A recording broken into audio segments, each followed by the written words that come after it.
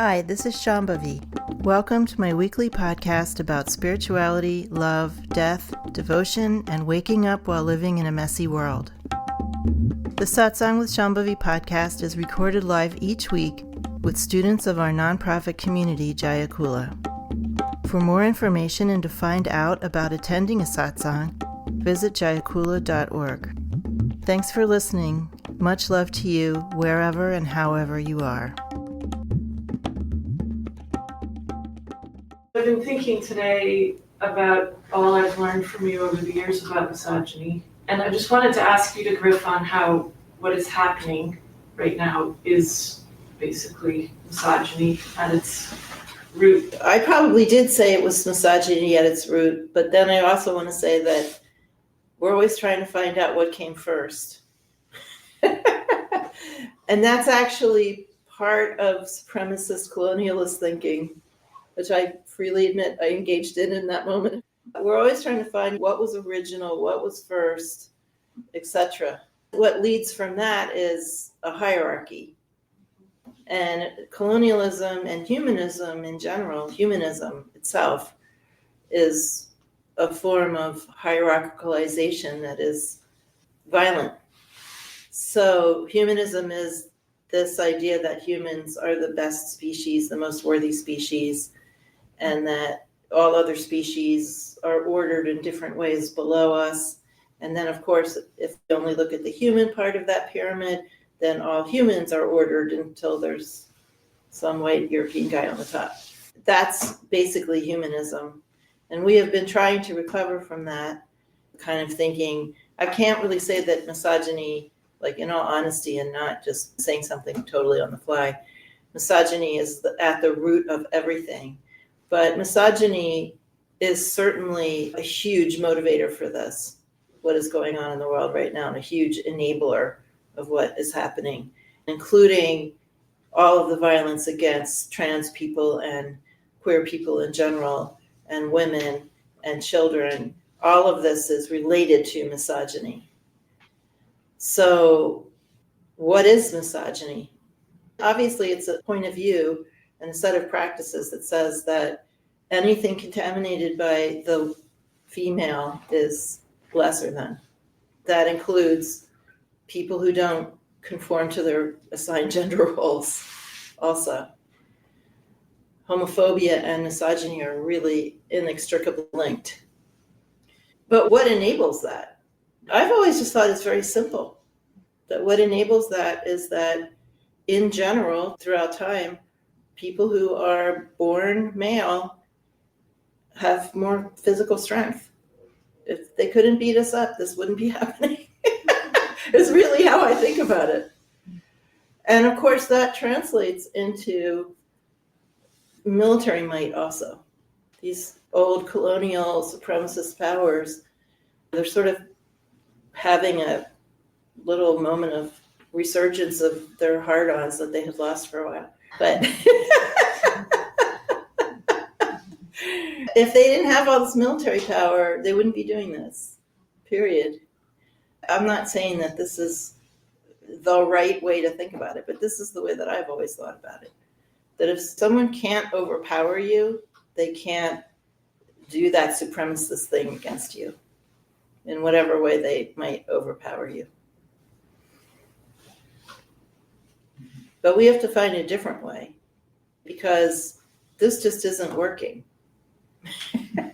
The whole idea that might is what is running everything, that's just not working. And so I'm hoping that we really are seeing the beginning of a shift in what's called a yuga in Hindu thought, and an era, maybe in other places, where things would be on a different basis, that there would be more wisdom available to us, to have our relations and our cultures be on a different basis, not just changing the players. Does anybody else want to say anything about this? This last thing that you said about changing the players, I just am really feeling that so much. Even like leftist or liberal views, I feel like even in those places, the hierarchical stuff, it's just wearing a different costume, right? Totally, 100%. Yeah, I wasn't going to go there, but yeah. And misogyny is just rife in those spaces a lot of the time. There's certain leftish or progressive or queer spaces. If you even mention violence against women, all of a sudden you're labeled something, you're out of step, you're out of date. There's always going to be the person that is either dumped on or dumped on and forgotten. It's like disabled people and fat people and people with certain mental disabilities and women to a certain extent. They're just still dumpable, onable. And that somehow makes whatever the new wave is feel powerful. And we really, really need to not be doing that anymore. If we want something different, I'm not here doing this because I just want a better version of the same old, same old. I'm sorry, I'm holding out for something else. Even if it's not in this lifetime, which I doubt it will be. It seems like there's so much gatekeeping, and the gatekeeping itself is a symptom of the whole patriarchal structures. We want equality. It can't just be based on some namby-pamby idea. It's got to be like thoroughgoing, like complete respect for everybody and recognizing our common origin. I feel like I need a deeper unpacking of the understanding of devotion and the distinction, I guess, between devotion and attachment. Devotion is a feeling, but it's a feeling that expresses something. It always results in some kind of action. It's not just sitting and having a feeling. So it's very activity-oriented feeling. And the activity that it's oriented toward is wanting the best for everyone and trying to be supportive and helpful so that people can have the best experience. That's how devotion expresses itself. It's a caretaking feeling. So it's not about taking up a position. For instance, I was just talking to somebody the other day about when I first started getting trained as an organizer when I was in my 20s. And the person that was training me was a Marxist. And when she would work with groups of tenants, because we were doing tenant organizing, she had a Marxist agenda. She was trying to create more Marxists, right? I wasn't anything. I was just somebody who wanted people to have better housing. And one time she said to me, "You don't really go into these tenant meetings with an agenda, do you?" And I said, "No, I just try to figure out what people want. And then as long as it doesn't conflict with my sense of ethics, I'll just help them to do it." And then she went, "Ugh." Like, she thought that was like a wasted opportunity. But that feeling of just not having an agenda or not having a strong position and just wanting, in a sense, to go along with things in a helpful way, that is one of the, not the only, but it is one of the expressions of devotion. And I think devotion is very flexible, very adaptable. It isn't like a fixed position because devotion is very attentive to what's going on and responding to what is actually happening. Unlike being a Marxist, which is, you're always that. It doesn't matter what room you're in or who you're with or what's happening, you're a Marxist. That's not really the quality of devotion. And then the other aspect of devotion is that it's not something that individuals have. Devotion is part of the fabric of reality. And so it's just a matter of how open we are to it. And then it just gets expressed naturally. It's not something that is inside of us in some sort of closed off way, like belonging to us personally. When we're feeling devotional or devoted or devotion and we express it, it's like basically going along with nature more than anything else. It is also not limited to people or animals or plants, let's say.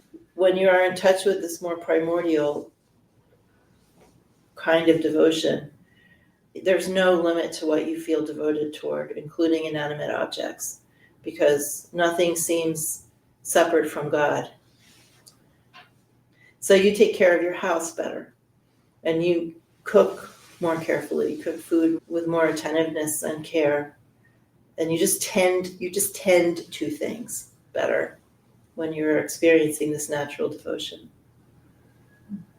You just mentioned following nature as part of that devotional feeling. Can you talk about leading a guided life? Well, it's just a different way of saying leading a guided life. This is a phrase that came from a teacher of a woman practitioner and teacher named Marina Tweedy. I think she was from the UK, although I'm not 100% sure. Anyway, she studied with a teacher who was a North Indian Tantric plus Sufi teacher. And she wrote a book called Chasm of Fire about her experience working with this teacher and reported on a lot of the teachings that her teacher gave her. And one of the things that he said to her was that the fruit of spiritual life is to lead a guided life. This is really in contrast to what you hear around these kinds of traditions, which is more like the point of the practice is to become somehow a master of something. And he said, no, the point is to be guided, to be able to lead an entirely guided life. This just really sunk very deeply into me and really resonated with how I just am in the world. And it means that we're listening and feeling for instructions. And it's not like sentences, but just that feeling of what is the right way to go. I can just give you an example from today. I've been asking the question, and many people who are, at least in Portland, know this. I've been asking the question about whether I should shift gears a little bit and start approaching the world situation more through traditional spiritual practices. In other words, instead of spending so much of my time creating resource lists for people to learn about Gaza and Iran and trying to elevate voices of different people in different situations and trying to get things to change in different ways that are just more standard political ways, whether I should do things like just lead people in a lot of mantra practice and just change my focus a little bit. I hadn't really answered that question, but I yesterday decided to start doing more mantra practice. And today I gave everyone the schedule for that, the weekly schedule for that. And I just feel a complete shift in something. I just feel like I'm being told now, yeah, finally.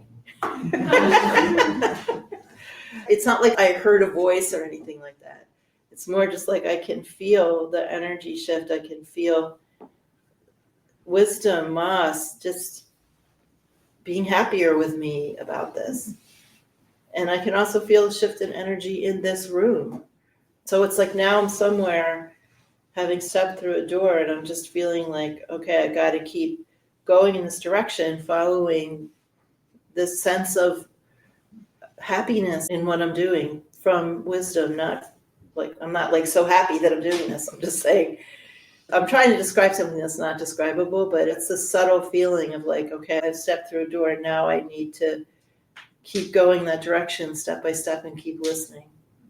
But you can live that way every moment of every day by checking in with the heart space and doing inner divination, like feeling, should I go in this direction? What am I being told? If I go rest in the heart space for a minute, what does it feel like when I think of doing a certain thing or not doing a certain thing?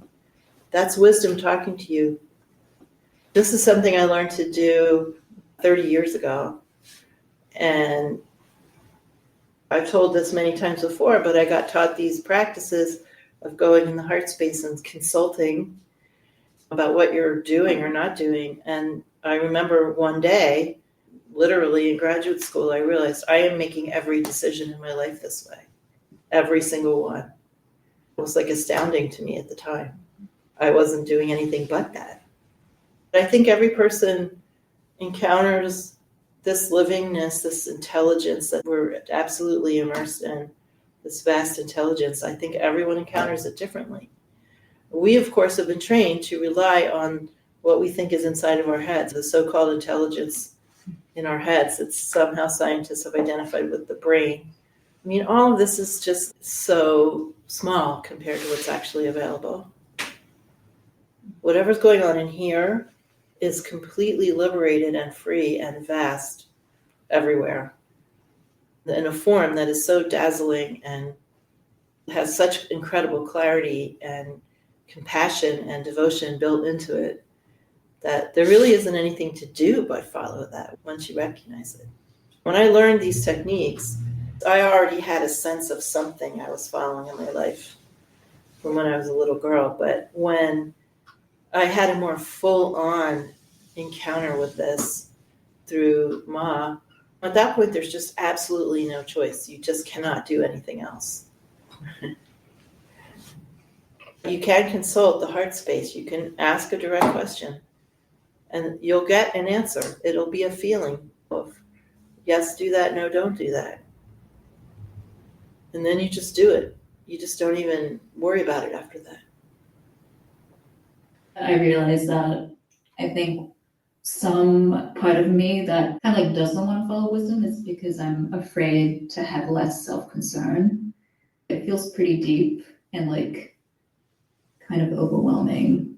Yes, everyone feels exactly the same thing. So a fear of vastness, a fear of losing the boundaries of the self. You don't lose yourself, you actually gain self. It's just not your small little constructed self. It's really a fear of vastness, it's a fear of death, it's a fear of the unknown. But you're really not doing yourself any favors by holding on to that very tense, small self-construct. And this can be gotten over by just small experiments of following over and over again. You don't have to do anything huge. The more you do consult wisdom and follow wisdom, the easier it gets. Why? Because every time you do it, no matter how much fear you feel beforehand, afterwards you're going to feel more relaxed and in a way that is confirming something for you about who you really are. Not just relaxed in an ordinary way, but a sense of rightness, a sense of your own goodness. As you do little steps, little followings over and over again, it really builds momentum. And eventually, it's just what you're doing. And your whole sense of self changes.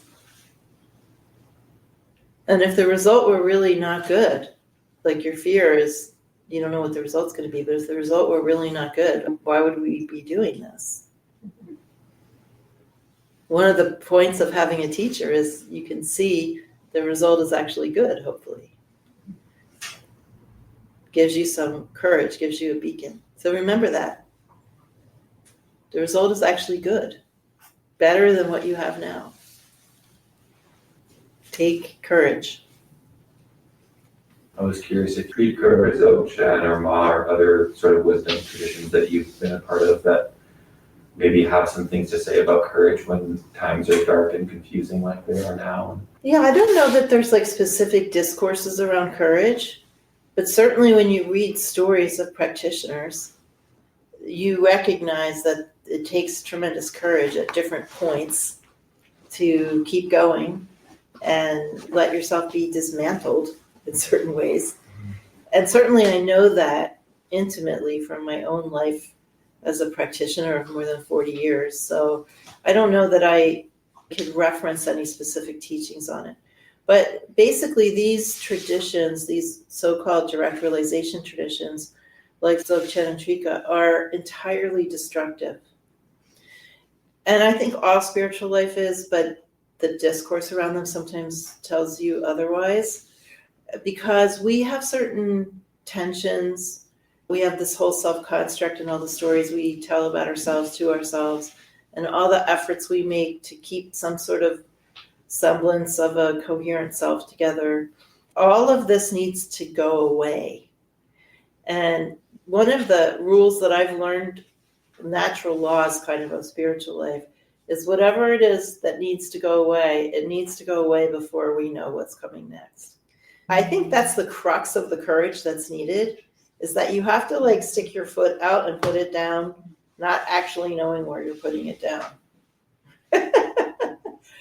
But I found that the more you do that, the more you have confidence in that. That if you let a process continue where you're being taken apart or something is going away, then it's not necessarily a violent going away, but even the most mousy things that go away, the most mousy ways people get very afraid of. So in any case, the more you just let that happen or you participate in it or acquiesce to it, even the fiercer versions of it, the more you recognize that on the other side of that, even though the particulars of circumstances might be different or not what you expect, the actual internal experience is always the same 100% of the time, which is that you experience more intimacy with life. You feel more relaxed, you feel more in yourself and right with yourself, and you feel more intimate with other beings and just the world in general 100% of the time. Knowing that after going through that sort of like stepping into the unknown a bunch of times and then finding out that that's the case, it's not as scary anymore. Satsang with Shambhavi is produced by Jaya Kula, a nonprofit community offering opportunities to learn and practice in the direct realization traditions of Trika Shaivism and Dzogchen. If you enjoyed listening, please help us keep this podcast and many other teachings open to all by making a monthly or one-time donation. Visit jayakula.org to make a donation and explore more of our offerings.